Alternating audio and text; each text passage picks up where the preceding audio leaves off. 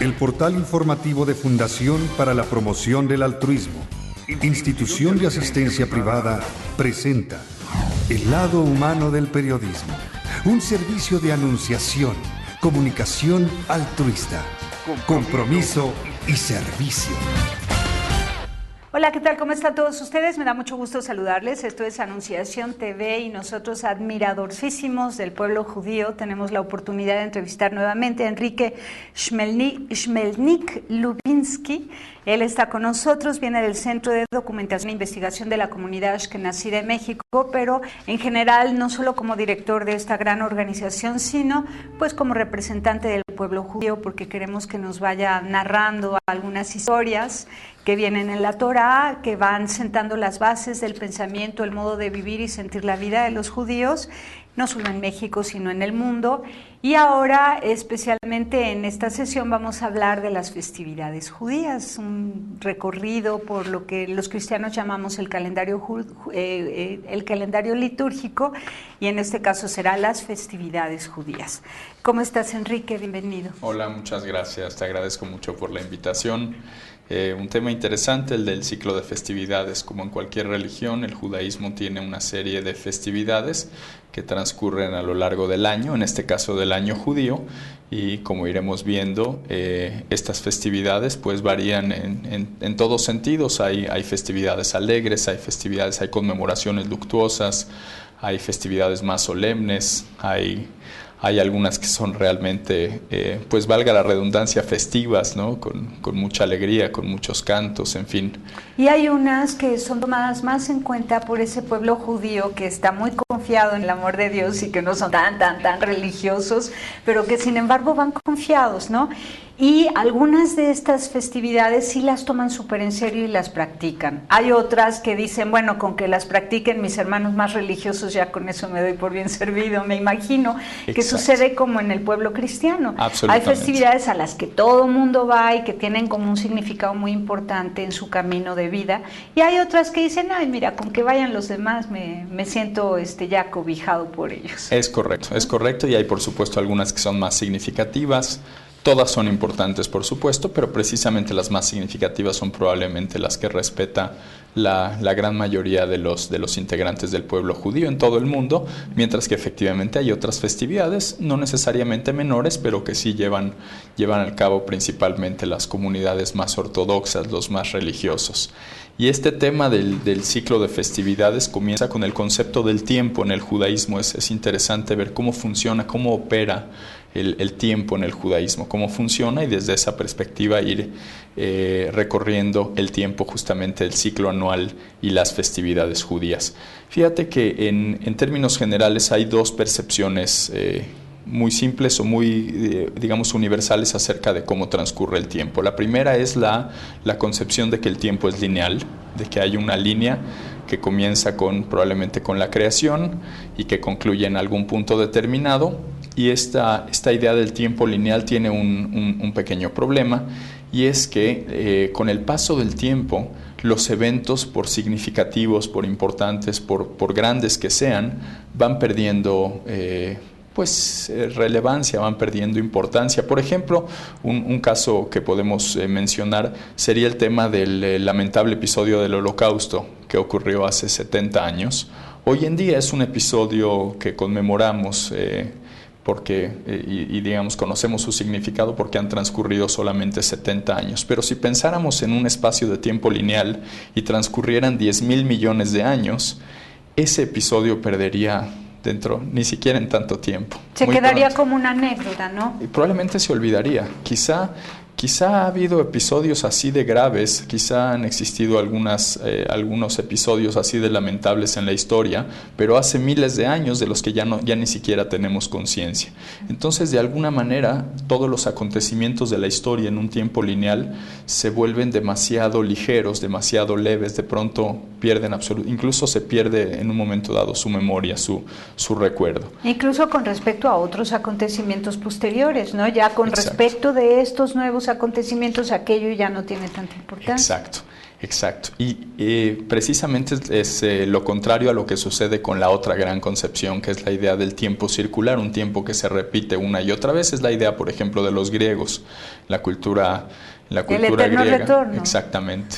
El eterno retorno, el tiempo circular, y entonces los acontecimientos se repiten una y otra vez. ¿Y qué sucede?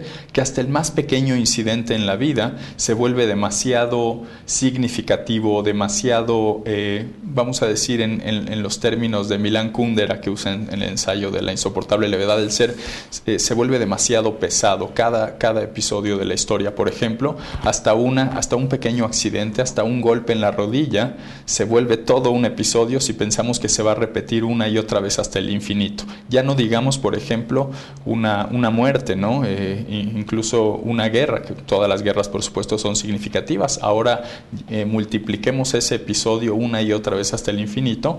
Bueno, pues hasta el más pequeño incidente, como decimos, se vuelve demasiado pesado, ¿no?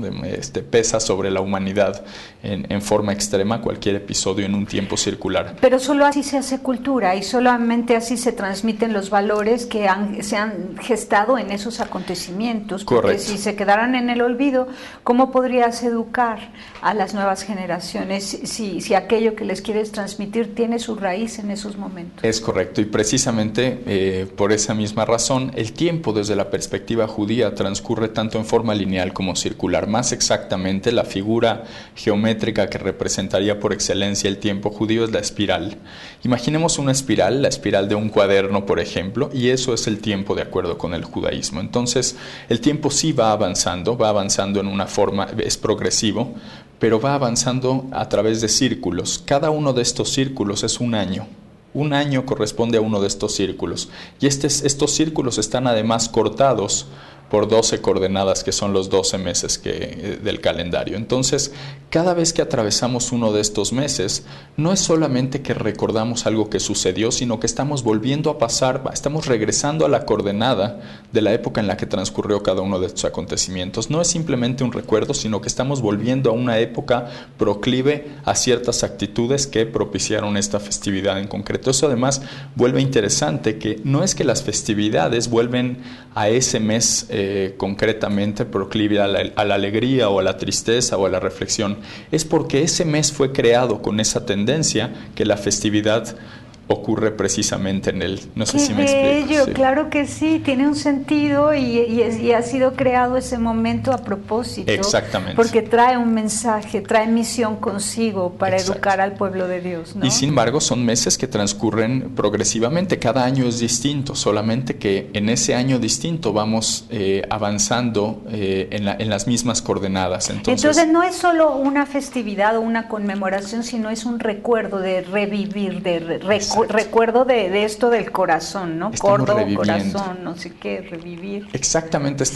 justamente estamos reviviendo, estamos atravesando la misma coordenada en la que transcurrió aquel episodio que se recuerda, o estamos atravesando la misma coordenada de esta festividad concreta que tiene que ver, como ya decíamos, con la reflexión o con la alegría o con la tristeza. Entonces es un mes propicio para ese tipo de actitudes. Y eso nos permite no solamente rememorar el acontecimiento, sino de alguna manera revivirlo. Estamos nuevamente en esa coordenada. Así es como Porque transcurre. algo tiene que pasar, ¿no? Exacto. Entonces ahí es donde quizás los que no son muy religiosos pueden entender por qué es importante participar de todas las festividades, porque es un proceso psicológico, afectivo, emocional, social, cultural, del que pues todos tenemos que saborear, ¿no? Todos tenemos que beber de esa fuente para poder formar nuestro corazón. Exactamente, dicho con otras palabras, incluso cada uno de estos meses en los que transcurren las distintas festividades, o aquellos que no tienen festividades, hay un mes del calendario que no las tiene, precisamente porque es un mes de mayor recogimiento, un mes que se le llama el mes de la separación también. Son épocas en las que está todo alineado para que nosotros podamos adquirir la actitud que corresponde a ese mes concreto. Entonces está todo alineado, es cuestión simplemente de que también la voluntad se alinee con esa tendencia de la temporada.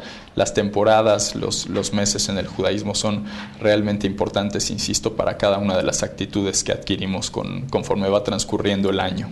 retornamos una y otra vez a las mismas coordenadas, pero la idea es que lo hagamos en un nuevo ciclo, en un nuevo círculo, que estemos además un paso adelante del círculo anterior, que cada año tengamos nuevos propósitos, nuevas metas, que hayamos cumplido, por supuesto, los propósitos que nos hayamos hecho, por ejemplo, al principio del año, y que conforme transcurre nuestra vida vayamos un círculo más arriba, pasando por las mismas coordenadas, pero uno más arriba, progresivamente. Qué lindo, y que toda la familia se incorpore a ese crecimiento. Correcto. En espiral. Vamos a un corte y seguimos con más.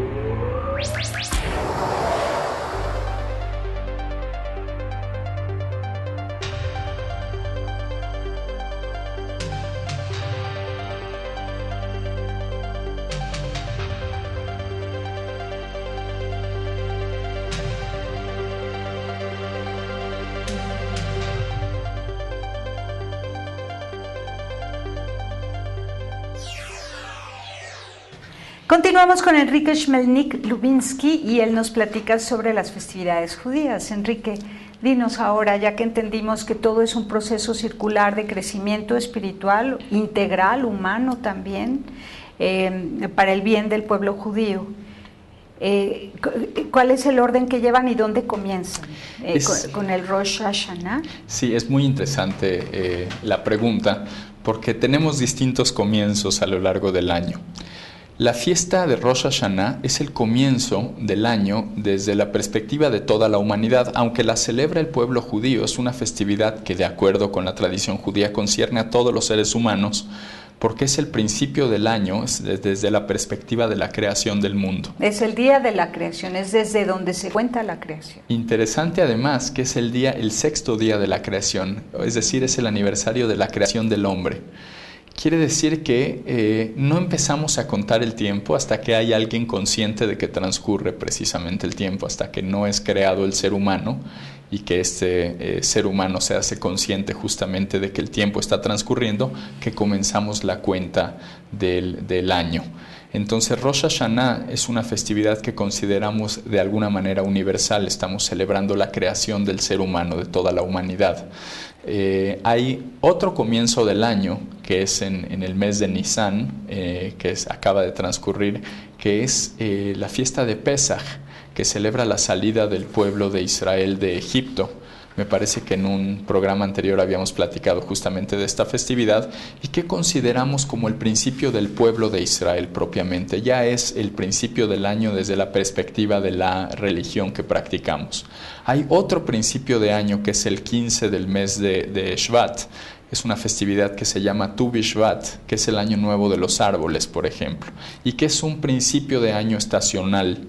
Es un principio de año desde el punto de vista de la naturaleza. ¿Es primavera? Exacto. En realidad ocurre justamente en invierno.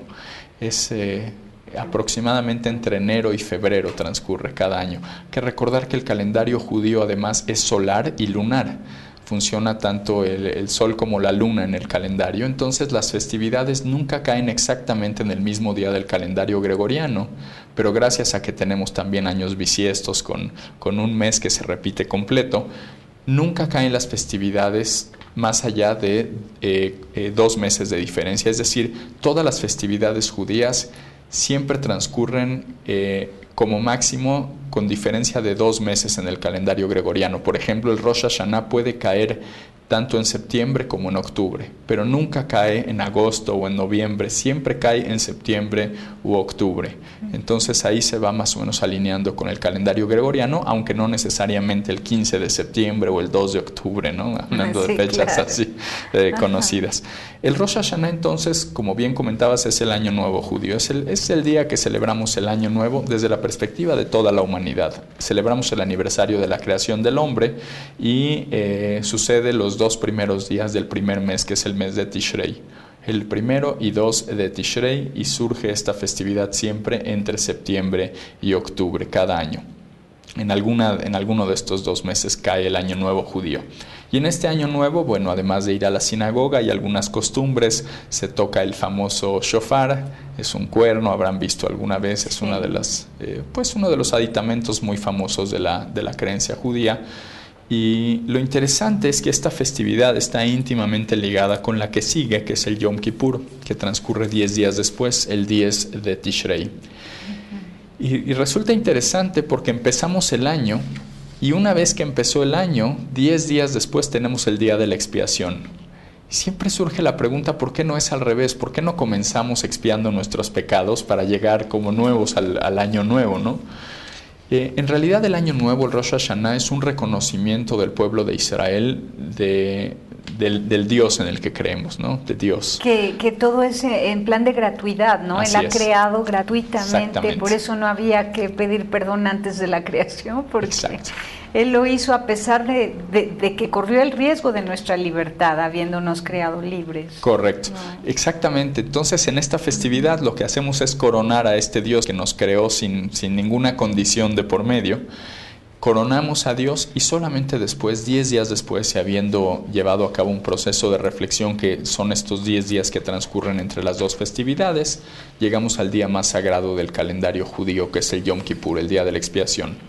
Estos 10 días que transcurren entre Rosh Hashanah y Yom Kippur se llaman Yamim Anoraim, que significa, la traducción literal es los días terribles.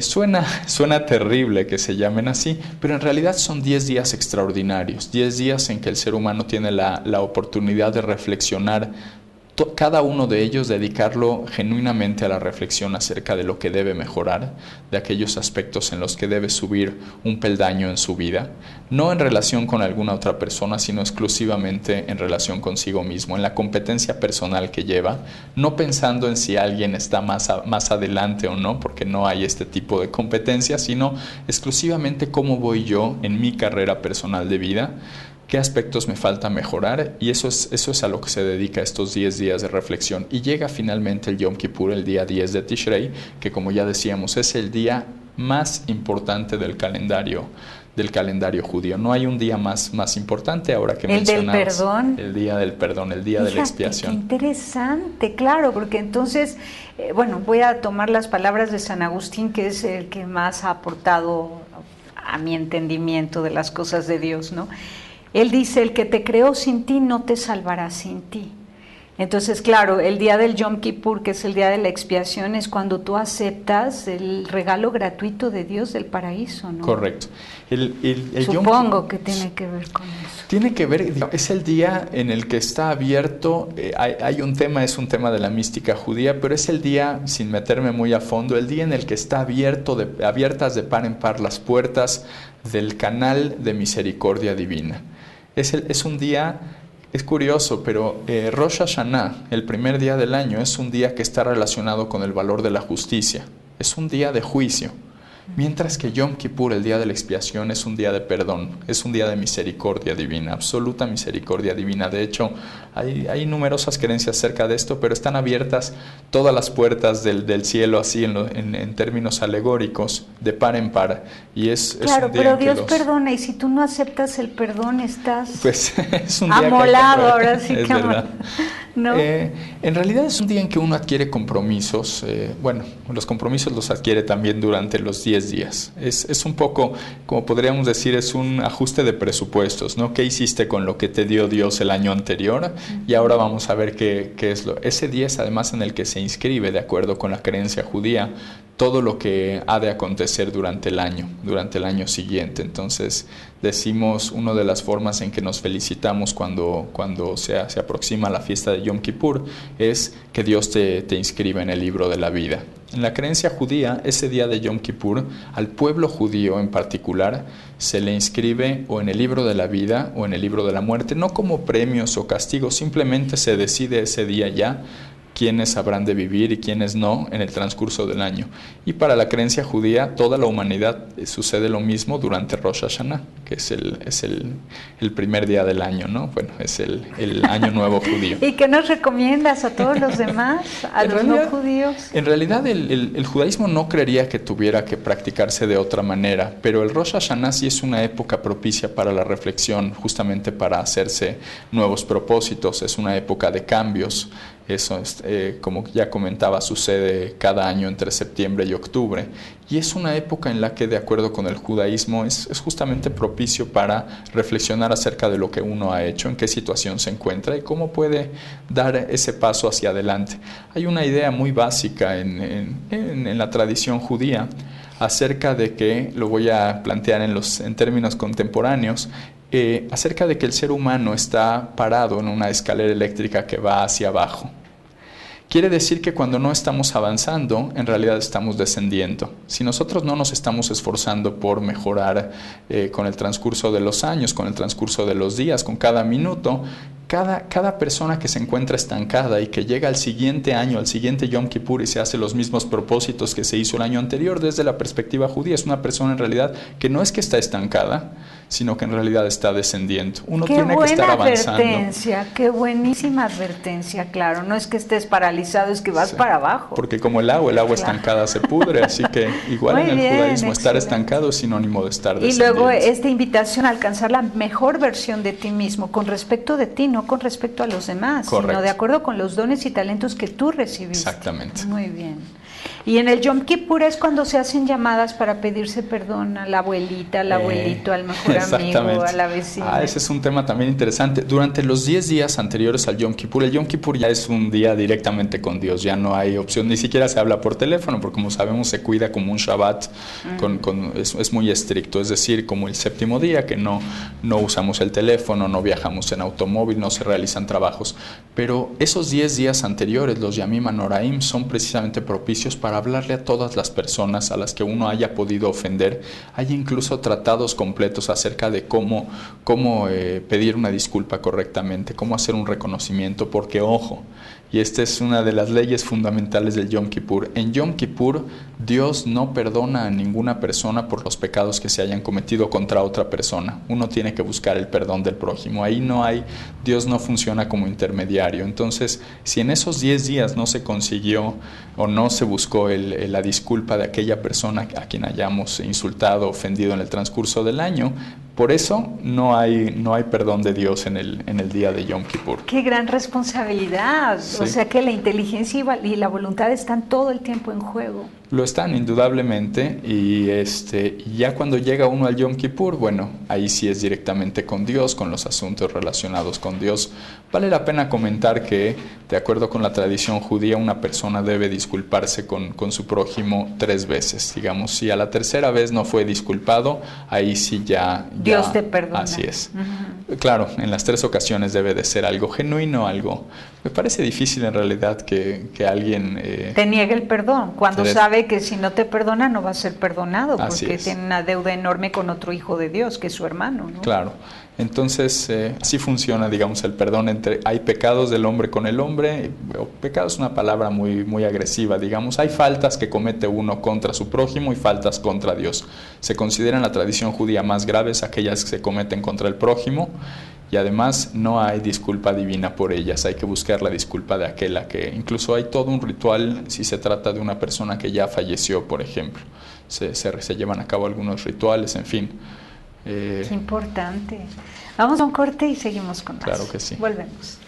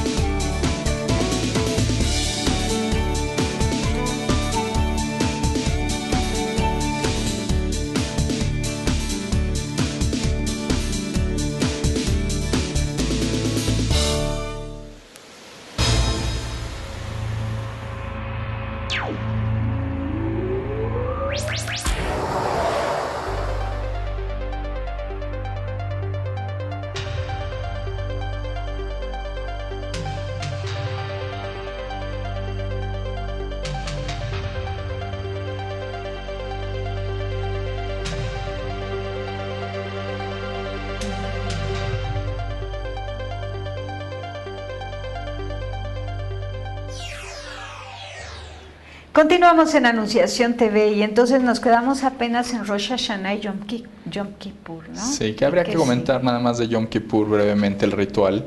Es un ayuno que dura 25 horas, un poco más de un día. Ajá.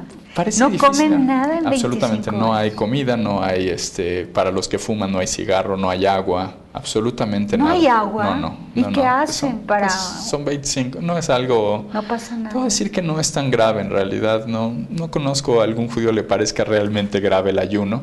Y debo decir además que es un día en el que se reivindica lo espiritual. El ayuno no es una forma de sufrimiento en realidad, no es como un castigo para simplemente que como es un día precisamente tan espiritual en el que nos paramos delante de nuestro Creador, incluso hay una plegaria que habla de eso, de que el ser humano, de lo único que se distingue del resto del reino animal es que tiene la capacidad de pararse delante de su Creador y rendir cuentas por lo que ha hecho, y es un día en que lo estamos haciendo, entonces nos separamos totalmente de él.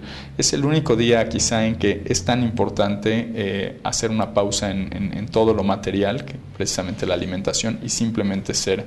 Incluso hay una costumbre de vestirse de blanco. Es un día extraordinario, Yom Kippur, y como ya decía, el más importante del calendario judío, uno que respetan prácticamente la gran mayoría de los judíos en todo el mundo. Y dime, ¿de qué profecía o de qué parte de la Torá viene esta práctica de 25 horas de ayuno? Está en diversas partes del Pentateuco. Los rituales vienen ya de la interpretación rabínica, muchos de los detalles acerca del ritual, de lo que hay que hacer, pero el Yom Kippur es una festividad indudablemente prevista en la ley mosaica, en la Torá, que es el Pentateuco, los 5 primeros libros de la Biblia, de cualquier Biblia. Sí. Y posteriormente viene ya el día 15, unos días después de Yom Kippur, otra festividad que se llama Sukkot. Es una fiesta muy hermosa también, diría con muchos elementos místicos, que también está relacionada de alguna manera con estas festividades del principio del año. Todas las festividades del mes de Tishrei del primer año tienen una relación muy íntima, muy cercana. Y es que en esta festividad lo que acostumbramos, para aquellos que tengan algún conocido judío, quizá alguno ortodoxo, recordarán una época en que están trabajando en unas cabañitas y hacen una cabaña en la azotea de su casa o en el jardín si tienen oportunidad. Y si no hay espacio en casa, pues visitan la cabañita de algún familiar o en alguna sinagoga. Estas cabañitas tienen instrucciones muy claras para hacerse, y lo que recuerdan son las cabañas que elaboraron los hijos de Israel cuando vivían en el desierto.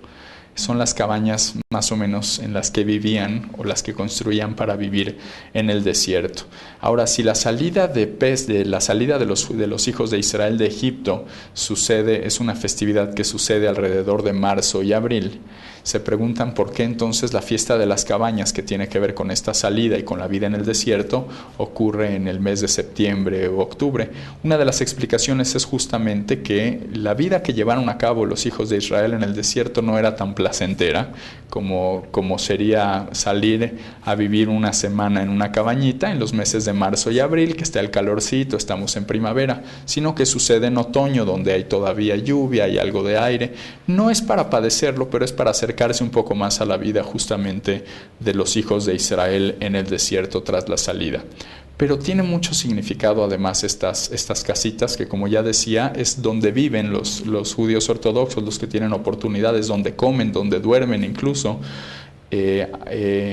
los judíos durante esta festividad. Y es una cabañita además que permite ver las estrellas, es de lo más importante. Deben dormir viendo, con la capacidad de ver el cielo, de ver las estrellas, cuando lo permite la ciudad, por supuesto.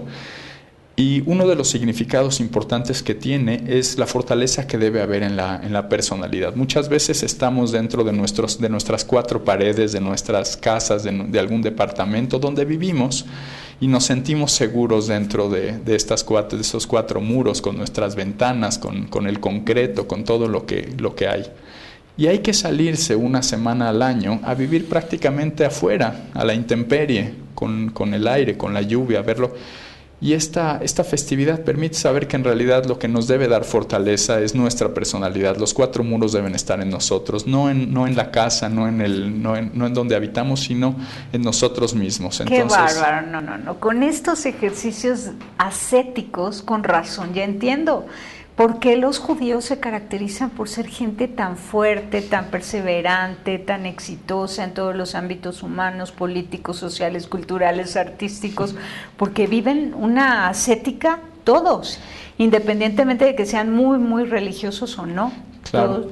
Ahora, en realidad, debo decir que no todos practican el tema de las cabañas, máxime considerando que muchos no tienen la posibilidad en su propia casa de hacerlo, pero la gran mayoría sí, por lo menos los judíos ortodoxos, y lo que han hecho 3.500 años es justamente construir estas pequeñas cabañas y vivir adentro de ellas. Y es una fiesta además muy alegre, se cantan canciones, no es una fiesta como para padecerla. Se reparte fruta y dulces o algo Exactamente, así, ¿no? Incluso se cuelgan algunas frutas cuando se puede de las palmeras con las que se cubre se cubre el techo de la cabañita.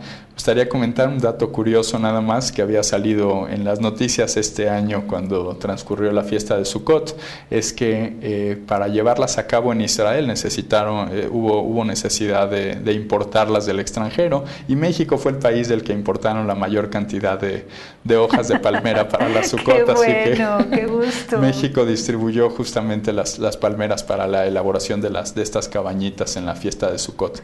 Una fiesta además con mucho misticismo. Uno de los aspectos más importantes también es el de las invitaciones. Se le llama Los Visitantes. Hay incluso una película israelí muy famosa que trata el tema. Aushpizin se llama Los Visitantes. Se cree que en la Sukkah asisten como visitantes, pues espiritualmente, algunos de los grandes personajes bíblicos, los patriarcas, algunos de los reyes más importantes, y también es muy importante uno en su cabaña invitar amigos, invitar familia. Los invitados a la cabaña es fundamental. Qué bello, porque es para compartir toda la fruta. Así es, eso, ¿no? y la festividad y las canciones. Ajá, y la comida. Y el prestar el techito a medio camino en la salida, ¿no? Y hay 4 elementos, además 4 vegetales distintos que representan a todo el pueblo judío y con los que se hacen las bendiciones. Son típicos de esta festividad. Son 4 plantas distintas o frutos. El primero es el etrog, ahora tendría que ver, es una lima, el primero de ellos. Sin entrar en detalles en cada uno de ellos, juntos estos 4 elementos representan a todo el pueblo de Israel. Porque el primero de ellos tiene olor y sabor, el otro tiene olor pero no tiene sabor, el otro tiene sabor pero no tiene olor, y el último no tiene ni sabor ni olor. Y representan en el pueblo judío a todos los miembros, a los que estudian la ley y además practican las buenas acciones, a los que estudian la ley pero no practican buenas acciones, a los que no estudian la ley pero sí practican buenas acciones, y a los que absolutamente nada, ¿no? Qué interesante. ¿Ves cómo dije al principio? Cobijan a todos, y sí, que hay unos judíos que a lo mejor no son muy religiosos, pero se sienten protegidos por los demás, ¿no? Exacto, son parte indudablemente del pueblo. Y bueno, están incluidos. Parte de los preceptos judíos tienen que ver justamente con llevar a la práctica a todo el colectivo, porque la salvación, como sabes, en el judaísmo no es individual, no existe la salvación individual. O todos juntos o nadie. Sí, esa es colectiva. Me encanta, me encanta, me encanta. Qué barbaridad. Es que no podemos perdernos el conocer a los judíos y conocer todos los preceptos, su pedagogía. Es una espiritualidad, pero muy bien pensada, y tiene toda una pedagogía, una metodología para ir forjando el carácter, el temple, la cultura, la unidad entre todos. No, es Así impresionante. Qué pedagogía, porque aunque no participen del Sukkot, por ejemplo, algunas familias, estos preceptos ya están grabados en la mente del papá o de la mamá, que son los que están educando hijos, que saben que si no les hacen vivir de experiencias que les fortalezcan la voluntad, el sacrificio, el esperar, el tener frío, el aguantar el hambre, o sea, ellos ya saben que hay cosas que tienen que hacer que sus hijos vivan en cualquier día del año, ¿no? Correcto. Pero lo han aprendido por sus abuelos en el Sukkot. Así es, ¿no? Así es. Y sí, la verdad me parece una de las festividades con mayor enseñanza. Tengo que decir, todas las del mes de Tishrei son festividades muy significativas, muy importantes. Es una escuela, sí, una escuela para formar la personalidad de cada uno. Y la última de hecho festividad también es muy importante en este mes de Bereishit, en el primer mes. Es el único mes que tiene 4 festividades. Prometo que de ahí ya nos vamos con mayor velocidad. Vamos a un corte y nos platicas esta otra festividad. ¿Es la 4ª del mes qué? Tishrei. Bueno, ese mes. Volvemos.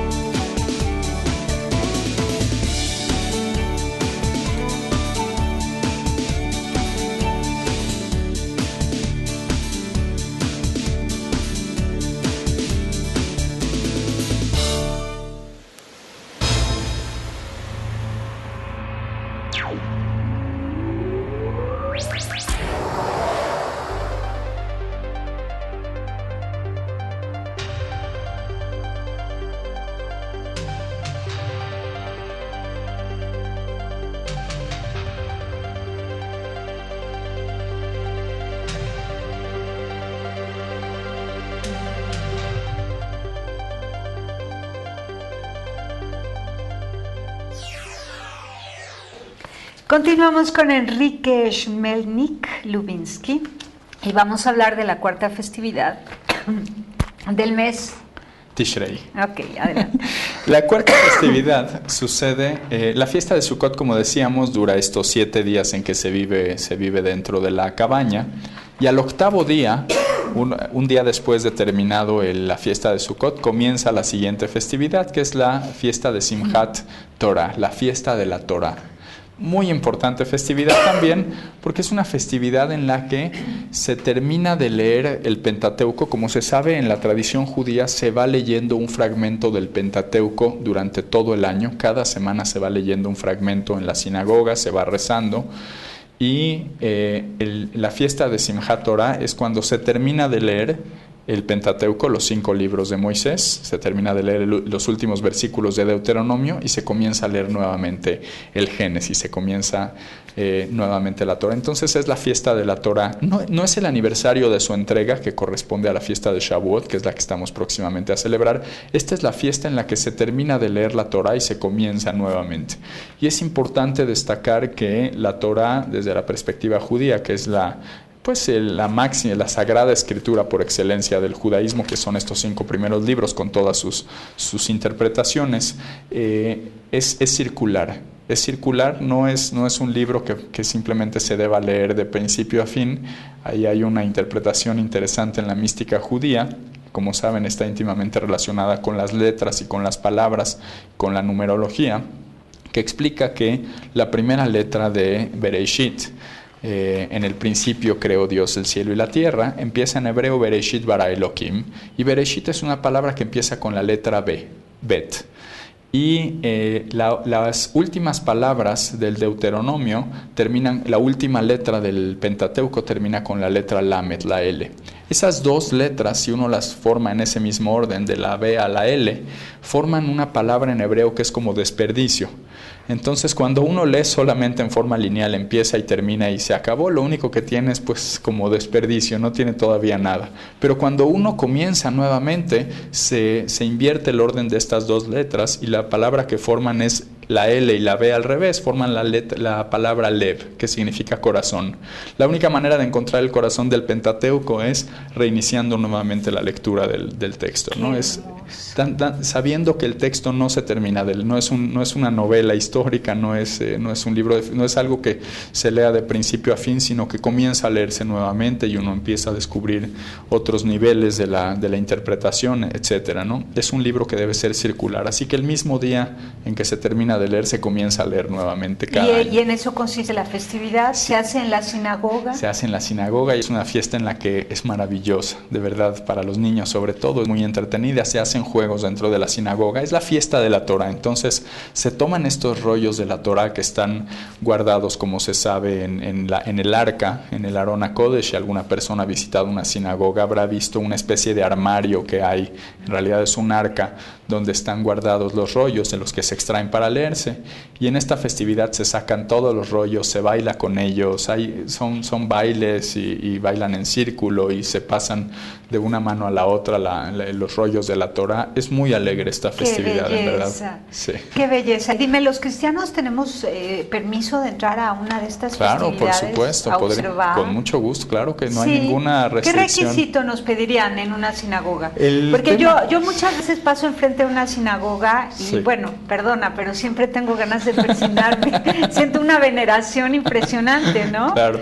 Y una veneración y una admiración y unas ganas de entrar, pero no me atrevo. Digo, no sé qué requisitos pidan ahí. El tema con la entrada a las sinagogas es complicado por un tema de seguridad exclusivamente. Como sabemos, hay un conflicto muy importante en el Medio Oriente en este momento, y las sinagogas han tenido o se han visto forzadas, digamos, a fortalecer sus sistemas de seguridad. Entonces, hoy en día, incluso para un miembro de la comunidad que asiste a una sinagoga donde no lo conocen, puede ser todo un tema su entrada, le piden documentos, le hacen preguntas, etcétera, por una cuestión simplemente de seguridad. No tiene que ver con la religión.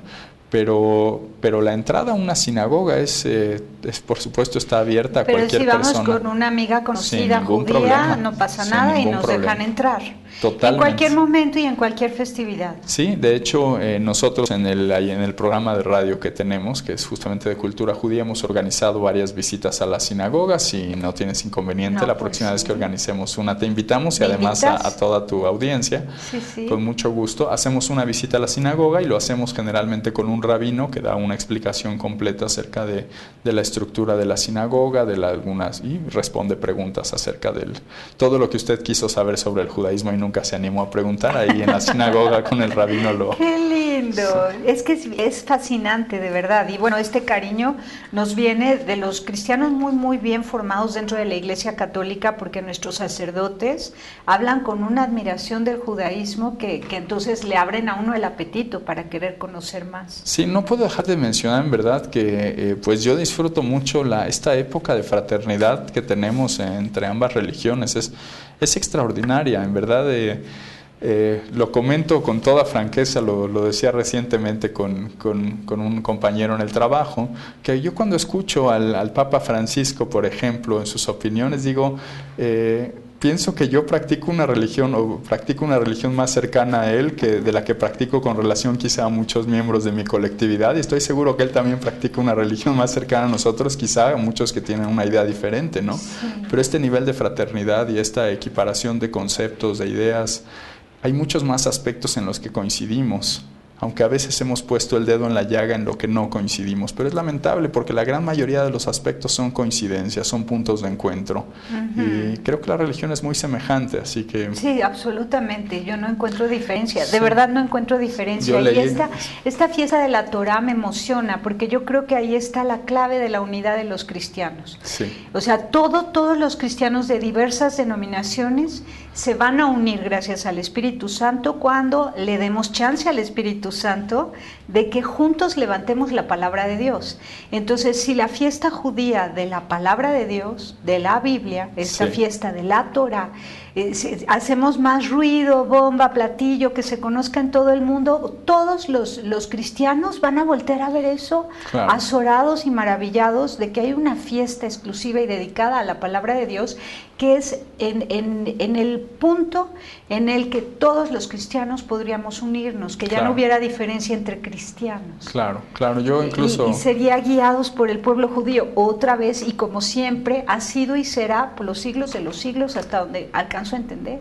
Claro. Debo mencionar incluso que algunos de estos conceptos los aborda el Papa Francisco también en el libro que escribió con el rabino Skorka, gran amigo suyo. Es extraordinario, un libro escrito por ambos y en el que todos los conceptos son judeocristianos. Ahí sí se adapta perfectamente el término, y como ya decíamos, con todas las coincidencias, practicamos una religión más cercana de lo que a menudo estamos dispuestos, me parece, a reconocer, ¿no? Y ya creo que todos clamamos por esa unidad, Clamamos por el reconocimiento de esta igualdad con los judíos, lo que nos une a ellos y lo que a ellos les une con nosotros. Claro. Es que es un cariño inmenso de ambas partes, y lo bueno es que nuestros líderes espirituales lo han manifestado públicamente. Claro. Maravilloso. Sí.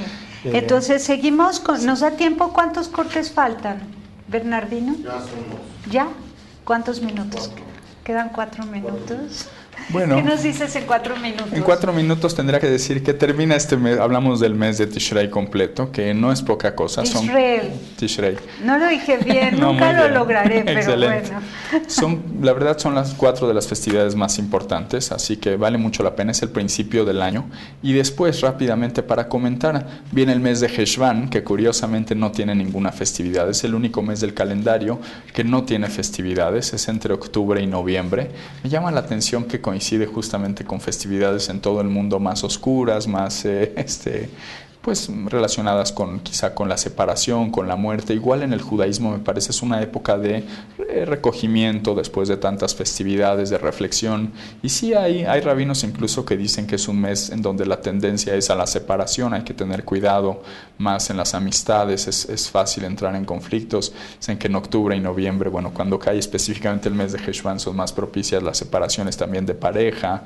En fin, barbaridad. Entonces no es tiempo para casarse. Es puede ser. Para Octubre y casarse no hay noviembre. problema, pero en los matrimonios o en las parejas hay que tener más cuidado, digamos. Es una época, además, no solamente que no hay festividades, pero es una época propicia para más reflexión, es más íntima, en el sentido de que no hay una razón más allá, por supuesto, de los días tradicionales del sábado y demás para ir a la sinagoga o para festejar algo en casa, después de 4 festividades de un mes tan alegre. De pronto viene un mes un poco más, podríamos decir, un poco más oscuro, con menos, aunque el mes siguiente, que ya no da tiempo de hablar, viene la fiesta más luminosa, que es Hanukkah, en el mes de Kislev, la fiesta de la luz, y que nos daría para... Y que coincide con la Navidad. Coincide ¿verdad? con la Navidad. Además se celebra el 25 de Kislev en el mes del calendario hebreo. Kislev es el mes que queda por ahí y es el día 25 también, y coincide con la Navidad. Curiosamente, una época de luz en varias religiones, ¿no? Sí, es lindo porque los niños de todo el mundo, judíos y cristianos, reciben regalos, ¿no? Sí. Y esta festividad de Hanukkah, de la, como ya decíamos, tenemos para programas enteros para platicar. Y vamos a hacerlos, porque queremos que Excelente. vengas una vez al mes, como ya dijimos. Y después de Hanukkah, para mencionar las festividades y no dejarlo, después de las importantes viene Tu Bishvat, que es la fiesta de los árboles, el año nuevo de los árboles que ya habíamos comentado. Luego en el mes de Adar una fiesta importantísima que es Purim, una de las más importantes del calendario, la fiesta más alegre del calendario. ¿De la reina qué? La reina Esther, La reina efectivamente, Esther, el libro exacto. de Esther. De Que veras, hacen un festival y se disfrazan y todo, ¿verdad? es tan importante, exactamente. Esta fue una fiesta de disfraces. También hay quienes toman mucho alcohol porque es uno de los preceptos. Es una de las pocas festividades en las que, digo, no Sí. fomenta de ninguna manera el consumo de las bebidas alcohólicas, pero en este día en particular sí hay un precepto que la persona debe llegar a un nivel en el que no confunda incluso al bueno y al malo de la historia, ¿no? Es un solo día en el que la alegría debe llevarse como a su máxima expresión. Es la fiesta de Purim, tan importante que incluso Yom Kippur, si lo traducimos, significa un día como Purim. Yom Kippurim, un día como Purim, así de importante es la fiesta de Purim. Después vendría Pesach, la liberación de los judíos, del pueblo de Israel de Egipto. Más adelante en el mismo mes de Cuando se Pesach, abre el Mar Rojo. exactamente, la salida de Egipto, cuando tenemos 7 días en que comemos el pan ácimo, el pan sin levadura. Y más adelante tenemos, una festividad no religiosa, varias festividades que no están en los textos, no son religiosas, pero tenemos Yom HaShoah, que es el día del Holocausto, en el mismo mes de Nisan, el 27 de Nisan, es el día en que conmemoramos el Holocausto. Poco después, unas cuantas semanas después, el 5 del mes de Iyar, tenemos Yom Ha'atzmaut, el día de la independencia del Estado de Israel. Tampoco es una festividad religiosa, pero igual una festividad nacional del pueblo, que hoy en día forma parte indudablemente del ciclo de festividades. Y más adelante, entre la fiesta de Pesach y la fiesta de Shavuot, que es la que se aproxima, tenemos la cuenta de los 49 días del Omer, en medio de la cual está también una festividad que se llama Lag BaOmer. Estos días del Omer, por cierto, en los que nos encontramos son los de mayor reflexión. Si hay época pedagógica en el judaísmo, diría que son estos 49 días. Cada uno de los 49 días tiene instrucciones específicas acerca de qué aspecto de nuestra personalidad o de nuestras emociones debemos de prestar cuidado, prestarle atención. No hay, me parece, ningún aspecto que quede fuera en estos 49 días para ser dignos de recibir la Torah en el día de Shavuot. Porque la liberación física se da de Egipto en la fiesta de Pesach, pero hay un proceso de 50 días hasta ser dignos, libres espiritualmente para recibir ya la ley. Eso es lo que ya nos libera, no físicamente como en Egipto, sino espiritualmente. Y más adelante, perdón, ya para terminar, la conmemoración de Tisha B'Av, un día luctuoso en el calendario en que recordamos las grandes tragedias acontecidas al pueblo de Israel, la destrucción de los 2 templos. Se cree que las grandes desgracias del pueblo han ocurrido siempre en el mismo día, que son el 9 del mes de Av. Incluso en tiempos contemporáneos hay gente que tiene más cuidado en estos días. El 9 del mes de Av se considera una época peligrosa, delicada, porque han sucedido todas las tragedias del pueblo a raíz de un acontecimiento bíblico en que los hijos de Israel lloraron no sé si recuerdan, al escuchar las noticias de los espías que traían noticias de la tierra de Israel negativas, e incluso a ese lugar le llamaron Bohim porque lloraron sin una razón, y de ahí en adelante el pueblo se cree que ha tenido que llorar cada año en esa misma fecha, pero es la fecha que se va a convertir a la llegada del Mesías en la más alegre, porque se cree que el 9 de Av va a ser la fecha en la que se revele la llegada del Mesías en la tradición. ¡Qué lindo! Ese sería el ciclo completo, sin grandes... sin las explicaciones que podríamos ir dando en el transcurso del año. No, sí, las vamos a ir dando cada mes, queremos que vengas. Muchas gracias. Si te es posible, pues nosotros felices para seguir aprendiendo. Ahora, todo lo que tú sabes es propio de un rabino, ¿no vas a ser rabino? No, en realidad ¿De qué rabinos, depende? ¿Son por aclamación del pueblo o cada quien decide si quiere ser rabino? Sí, el rabinato es un estudio, es alguien que decide estudiar para convertirse en rabino, por supuesto, además debe practicar la religión, etcétera. Anteriormente, cuando existía Judea y cuando estaba el pueblo unido en el territorio de Judea, eran los sacerdotes los que llevaban a cabo estas tareas, pero una vez que salieron a la diáspora y no había la garantía de que en todas las comunidades del mundo existieran sacerdotes, los descendientes de los sacerdotes, se decidió que cualquier persona podía convertirse en una especie de sacerdote y estudiar para rabino. Esa es la razón por la que existen los rabinos, y debo decir con toda franqueza que cualquier rabino podría dar estas lecciones con amplia profundidad, muchísima más de la que, digamos, del conocimiento general que yo puedo facilitarles. Lo haces de maravilla, gracias a Dios. Estamos felices con tu apoyo, participando en estos programas. Muchísimas gracias. Muchas gracias, gracias de verdad. Gracias. Pásela bien haciendo el bien. Hasta la próxima. Sí hay soluciones. Aquí, en el portal informativo de Fundación para la Promoción del Altruismo, Institución de Asistencia Privada. El lado humano del periodismo. Un servicio de anunciación, comunicación altruista. Participa en Facebook, Todo México Somos Hermanos, y síguenos en Twitter, @somos_hermanos.